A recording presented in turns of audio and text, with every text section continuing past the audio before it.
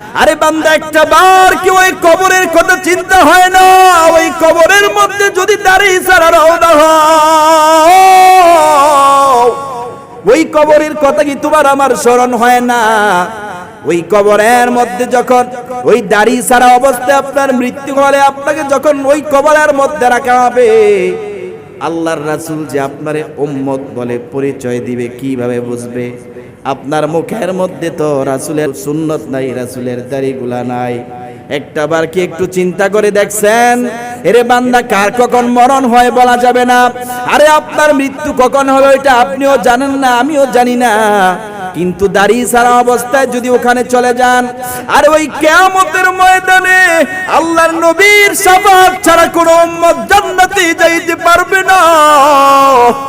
ওই সময় যদি আপনার মুখের এই অবস্থা হয়, কিভাবে আল্লাহর নবী আপনার উম্মত বলে পরিচয় দিবে? কিভাবে আপনাকে উম্মত বলে পরিচয় দিয়া ওই জান্নাত পর্যন্ত নিয়ে যাবে? ওরে বান্দা, আল্লাহর রাসূলের কাছে ওই রকম কোনো অপশন থাকবে না। এই জন্য বাবা, ওই কবরের কথা চিন্তা করে হলেও আজকে থেকে আমি আপনাদেরকে বয়ান শুনাইলাম।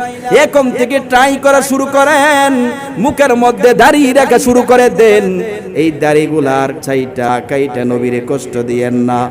আমার আল্লাহর নবী হাদিসের মধ্যে জানায় দেয়, আরে যে উম্মত এই দাড়িগুলারে কাটলো, ওই উম্মত আমি নবীর কলিজার মধ্যে আঘাত দিল। নাউজুবিল্লাহ।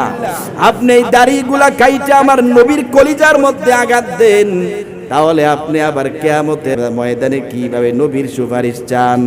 এরে বান্দা, এই জন্য আল্লাহর রাসূল সাল্লাল্লাহু আলাইহি ওয়াসাল্লাম বলেন যে আমার কোন উম্মত যদি ঘুমায় যায়, তার কোনো গুনাহ করার শক্তি থাকে না।